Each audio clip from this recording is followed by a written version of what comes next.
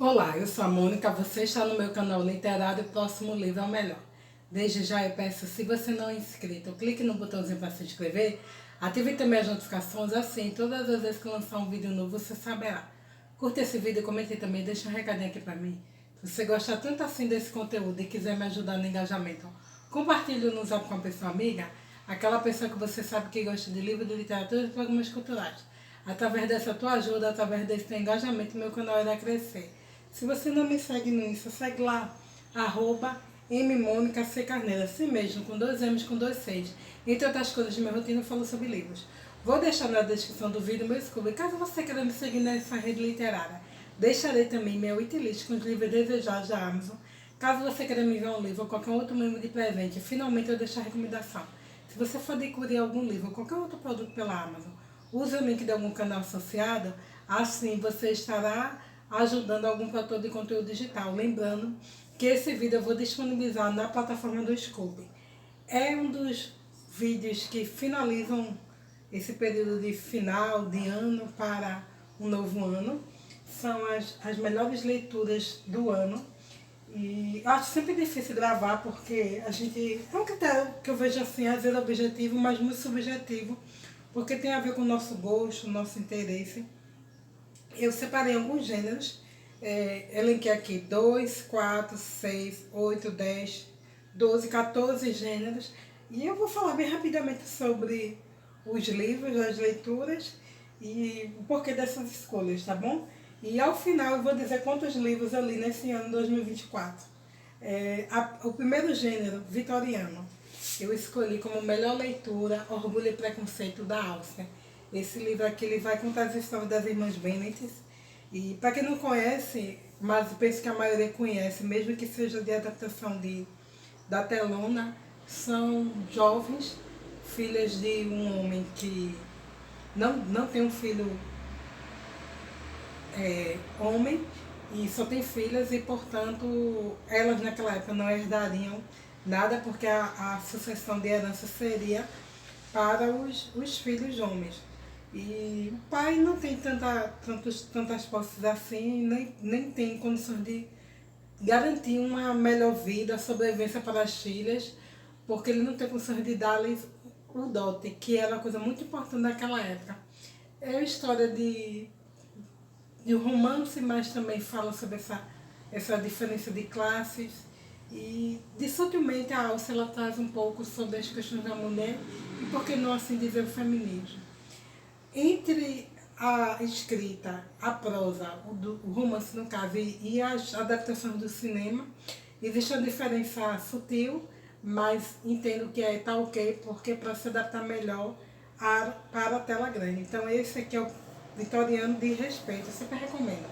Qualquer livro da autora, mas somente esse. Gosto muito de Emma, mas Orgulho e Preconceito deixa o coração quentinho. Para pautas pretas, eu escolhi Pele Negra, Máscaras Brancas do Fanon.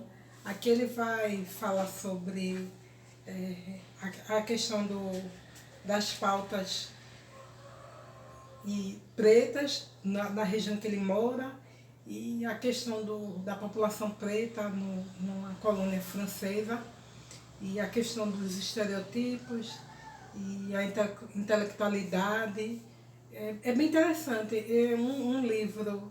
Eu achei que seria mais fácil, mais difícil, melhor o entendimento, mas não. Achei tudo muito claro e acho bem pertinente, né?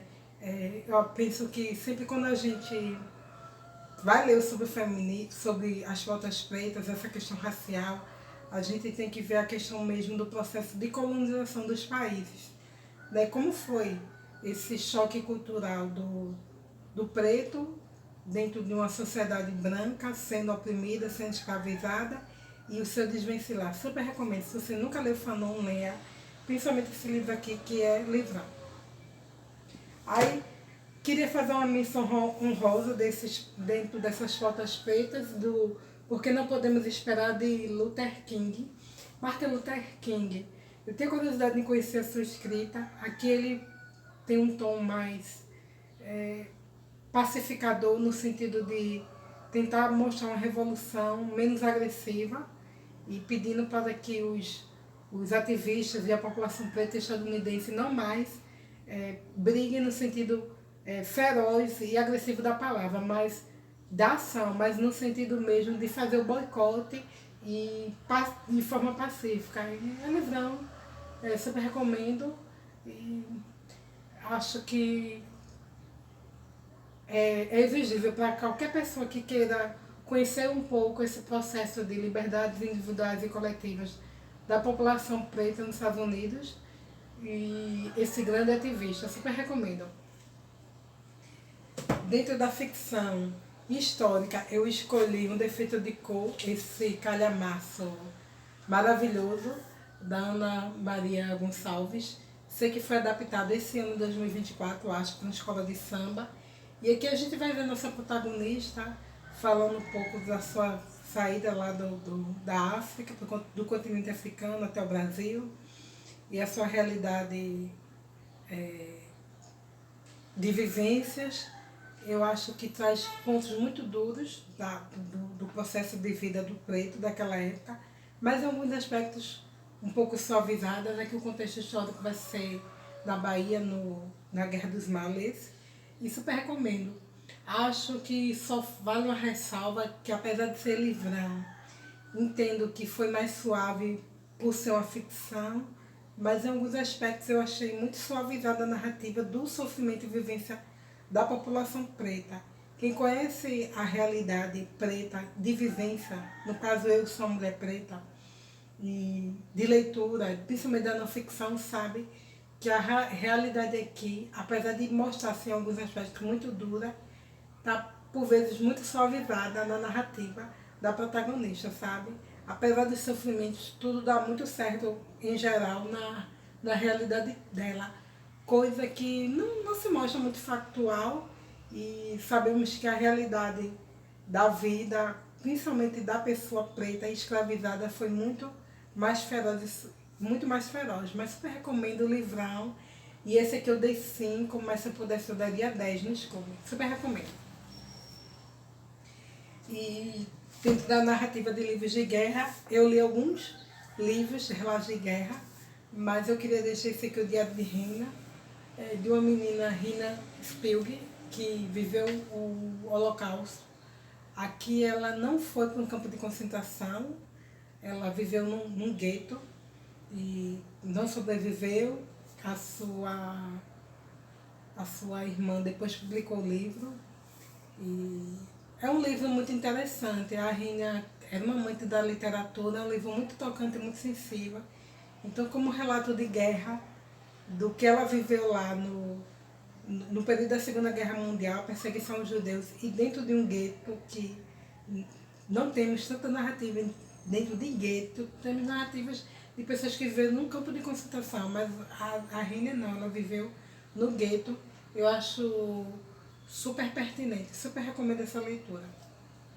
E aí, dentro da perspectiva de graphic novel, eu queria recomendar esse livrão, meu amigo Demer, que vai contar a história de Demer dentro do olhar do Def Bankfer, que foi um quadrinista que, já casado com a jornalista, trabalhando em redação, ele viu alarmado no noticiário o caso desse colega de classe, de escola, que se mostrou como um psicopata, né? Então, é bem duro, mas tocante. Aqui a narrativa do Def, ele não vai na parte dos crimes, ele vai até a prisão do Dahmer, e poderia estar enquadrado na questão do true crime, mas como quadrinho eu ainda acho melhor. Acho lindíssimo as ilustrações, mesmo de preto e branco. É um livro bem duro, bem pesado, bem triste, super recomendo. E dentro do clássico, desse ano eu não separei entre clássico nacional e internacional. Era um livro que eu tinha muita curiosidade de ler, Macunaíma, o herói sem nenhum caráter. E aqui vai o título é o do nosso protagonista, um anti-herói. E Macunaíma é um estereotipo do brasileiro preguiçoso, namorador, desonesto, mentiroso. acho super pertinente, super recomendo para cada brasileiro não ler só apenas esse, mas muitos outros clássicos da nossa literatura nacional, porque eu acho que é o que nos mostra como povo, como formação de povo. E é um livro fininho, gostoso, bem divertido, super recomendo a leitura. Dentro do feminismo, eu tinha iniciado esse livro no ano passado, mas só esse ano eu terminei, Irmãs da Revolução, uma coletânea com 30 histórias, com enfoque no feminismo, usando vários elementos como distopia, ficção científica, fantasia. E aqui temos autoras diversas, mais contemporâneas, mais antigas. Todas essas histórias lidas por mim, foi todo o livro, 30, e eu fiz resenha para todas as 30 histórias, estão no Scooby. Se vocês procurarem esse livro, vão ver lá a minha nota, acho que eu dei 5, e as 30 histórias resenhadas, tá bom? Super recomendo, acho que é livrão, e acho que merecia um volume 2. E dentro do nacional, eu li alguns não nacionais, até pensei em fazer menção honrosa a outros, mas eu vou colocar esse livro aqui, Um Caminho Particular do Futuro, do Menhar.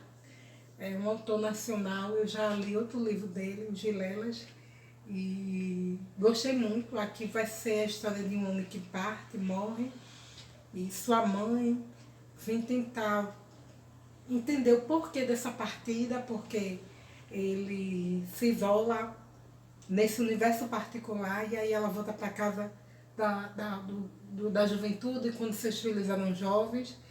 E é um livro bem interessante e a gente vai ver muitas camadas que podem envolver a vida de uma pessoa. Super recomendo, eu gostaria que esse autor fosse mais conhecido, né? Principalmente para nós brasileiros, porque eu acho que é muito exigível ler, mas também literatura contemporânea. Dentro do aspecto do True Crime, eu acho que a minha melhor leitura foi H.H. Holmes, O Maligno, que é considerado o primeiro psicopata americano, estadunidense.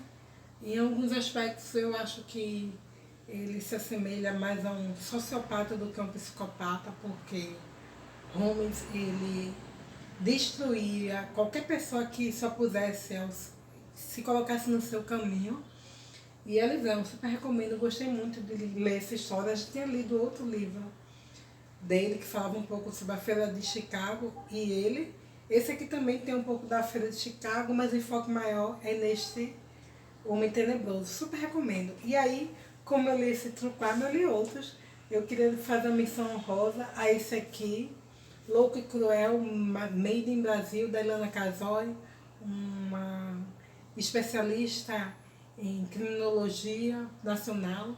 Aqui ela vai destrinchar alguns casos internacionais e outros nacionais. Só faço a ressalva que tem um certo engodo na história do Pedrinho Matador, mas aí eu acho que tá ok, porque depois da morte dele, o Ulisses Campos fez uma investigação melhor sobre a sua vida e mostrou que algumas coisas eram de engodo, mas é que ela vai trazer outros psicopatas, sociopatas que vale a pena a gente conhecer, como Dahmer, como... Eu li todos. Tem alguns aqui que eu não conhecia, confesso, de outros países, porque a gente se prende muito à questão estadunidense, né? Os psicopatas dos Estados Unidos. Bundy eu já conhecia, eu achei bem interessante esse aqui, de Chikatilo, que foi o açougueiro russo, eu achei bem pesado. Dahmer também eu já conhecia, através do quadrinho que eu citei. John Wayne Gacy eu já conhecia porque li também, mas o Gin, que foi inspiração para Hitchcock, eu achei interessante ler um pouco sobre ele. E o caso do Zodíaco, que é muito falado, né? Tem série e tudo, mas eu nunca tinha lido. Então, assim, eu gostei, tanto nacionais como internacionais. No caso do Brasil, eu acho que o Vampiro de Niterói, eu acho que foi do mais pesado, porque eu sempre acho muito pesado quando... Todo psicopata sociopata é pesado, mas quando o crime é contra uma criança, eu ainda acho mais tenebroso. Eu super recomendo essa autora nacional, tá bom? E aí dentro da distopia eu não tenho mais o livro, porque eu acabei doando junto com outros livros para um jovem aqui da rua, filho de uma amiga minha, que eu achei interessante ele ler, mas dentro da distopia, esse ano eu fechei a saga, né? E aí eu li o 2 e o 3, Em Chamas e Esperança, mas coloco Em Chamas como mais interessante, que é o livro 2 dessa série, mas dos Jogos Vorazes, mesmo achando que o 1, 2 e o 3 se complementam, para mim é só um livro. Mas aí fica aí essa dica. Dentro do aspecto de contos, eu quero citar esse aqui que eu não conhecia, Chesterton, um autor inglês, Os Três Instrumentos da Morte. Aqui ele vai trazer casos do Padre Brown. E bem interessante, aquele terror, horror, bem clássico mesmo, que lembra muito assim, Edgar Allan Poe, é, Lovecraft, e super recomendo. Livrinho fino, mas muito interessante. Desejo ler outras coisas de Chesterton, se possível, tá bom?